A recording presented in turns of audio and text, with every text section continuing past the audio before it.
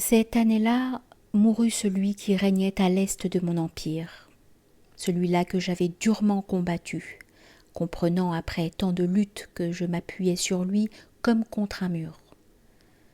Je me souviens encore de nos rencontres. On dressait une tente pourpre dans le désert qui demeurait vide, et nous nous rendions l'un et l'autre sous cette tente, nos armées demeurant à l'écart, car il est mauvais que les hommes se mélangent. La foule ne vit que dans son ventre, et toute dorure s'écaille. Ainsi nous regardaient-ils jalousement, appuyés sur la caution de leurs armes, et non point attendris d'un attendrissement facile. Car il avait raison, mon père, qui disait « Tu ne dois point rencontrer l'homme dans sa surface, mais au 7e étage de son âme et de son cœur et de son esprit. Sinon, à vous chercher dans vos mouvements les plus vulgaires, vous en venez à verser inutilement le sang. » Ainsi l'avais-je compris, et c'est dépouillé, muré dans un triple rempart de solitude que je l'atteignais. Face l'un à l'autre, nous nous asseyions sur le sable. Je ne sais qui, alors, de lui ou de moi, était le plus puissant. Mais dans cette solitude sacrée, la puissance devenait mesure. Car nos gestes ébranlaient le monde, mais nous les mesurions. Nous discutions alors de pâturage. « J'ai 25 000 bêtes, disait-il, qui meurent. Il a plu chez toi. » Mais je ne pouvais tolérer qu'ils apportassent leurs coutumes étrangères et le doute qui fait pourrir. Comment recevoir dans mes terres ces bergers d'un autre univers ? Et je lui répondais « J'ai 25 000 petits d'hommes qui doivent apprendre leurs prières et non celles des autres, car autrement ils n'auront point de forme. » Et les armes décidaient entre nos peuples, et nous étions semblables à deux marées qui vont et viennent. Et si aucun de nous n'avançait, bien que nous pesions de tout notre poids contre l'autre, c'est que nous étions à notre apogée, ayant durci notre ennemi et sa défaite. Tu m'as vaincu. Je suis donc devenu plus fort. Ce n'est point que je méprisais sa grandeur, ni les jardins suspendus de sa capitale, ni les parfums de ses marchands, ni l'orfèvrerie délicate de ses ciseleurs, ni ses grands barrages pour les eaux. L'homme inférieur invente le mépris, car sa vérité exclut les autres. Mais nous qui savions que les vérités coexistent, nous ne pensions point nous diminuer en reconnaissant celle de l'autre bien qu'elle fût notre erreur. Le pommier que je sache ne méprise point la vigne, ni le palmier le cèdre, mais chacun se durcit au plus fort et ne mêle point ses racines, et sauve sa forme et son essence, car il est là un capital inestimable qu'il ne convient point d'abattardir. L'échange véritable, me disait-il, c'est le coffret de parfum ou la graine ou ce présent de cèdre jaune qui remplit ta maison du parfum de la mienne. Ou encore mon cri de guerrier quand il te vient de mes montagnes. Ou peut-être d'un ambassadeur, s'il a été longtemps élevé et formé et durci, et qu'à la fois il te refuse et t'accepte. Car il te refuse dans tes étages inférieurs, mais il te trouve là où l'homme s'estime au-dessus de sa haine. La seule estime qui vaille est l'estime d'un ennemi, et l'estime des amis ne vaut que s'ils dominent leur reconnaissance et leur remerciement, et tous leurs mouvements vulgaires. Si tu meurs pour ton ennemi, je t'interdis de t'attendrir. Ainsi mentirais-je si je disais que j'avais en lui un ami. Et cependant, nous nous rencontrions avec une joie profonde, mais c'est ici que les mots déraillent à cause de la vulgarité des hommes. La joie n'était point pour lui, mais pour Dieu. Il était un chemin vers Dieu. Nos rencontres étaient clés de voûte, et nous n'avions rien à nous dire. Me pardonne Dieu d'avoir pleuré quand il est mort. Je la connaissais bien, l'imperfection de ma misère. Si je pleure, me disais-je, c'est que je ne suis point encore assez pure. Et je l'imaginais s'il eût appris ma mort, comme à la rentrée dans la nuit d'un territoire, et contemplant ce grand basculement du monde du même œil que le crépuscule, ou celui qui se noie quand change le monde sous le miroir dormant des eaux. Seigneur, eût-il dit à son Dieu, il fait nuit et il fait jour selon ta volonté. Mais qu'est-il perdu de cette gerbe faite, de cette époque révolue? J'ai été. Et voilà qu'il m'eut enfermé dans son calme ineffable.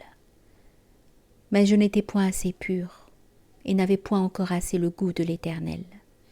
Et comme les femmes, j'éprouvais cette mélancolie de surface, quand le vent du soir fane les rosées de mes vivantes roseraies.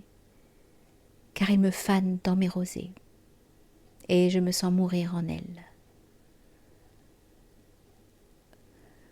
Au long de la vie, j'avais enseveli mes capitaines, j'avais déposé mes ministres, j'avais perdu mes femmes, j'avais laissé derrière moi sans image de moi-même, comme le serpent laisse ses peaux. Mais cependant, ainsi que revient le soleil qui est mesure et pendule du jour, ou l'été qui mesure le balancement de l'année, de rencontre en rencontre, de traité en traité nouveau, mes hommes d'armes dressaient la tente vide dans le désert, et nous nous y rendions. Et ainsi, la coutume solennelle et ce sourire de parchemin, et ce calme près de la mort, et ce silence qui n'est point de l'homme mais de Dieu. Mais voici que je restais seule, responsable seule de tout mon passé, et sans témoin qui m'eût vu vivre. Tous ces actes que j'avais dédaigné d'exposer à mon peuple, mais que lui, mon voisin de l'Est, avait compris. Tous ces soulèvements intérieurs dont je n'avais point fait un spectacle, mais qu'il avait deviné dans son silence.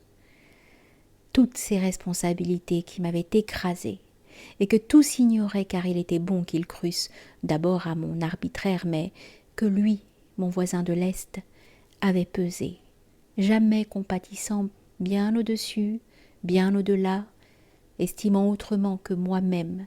Voici qu'il s'était endormi dans la pourpre du sable, ayant ramené le sable sur lui comme un linceul digne de lui. Voici qu'il s'était tu, voici qu'il avait commencé ce sourire mélancolique, et plein de Dieu qui accepte d'avoir noué la gerbe, les yeux clos sur leur provision. Oh, que d'égoïsme dans mon désarroi! Moi si faible, accordant de l'importance à la trajectoire de ma destinée, quand elle n'en a point, mesurant l'empire à moi-même au lieu de me fondre dans l'empire, et découvrant que ma vie personnelle avait abouti à cette crête comme un voyage.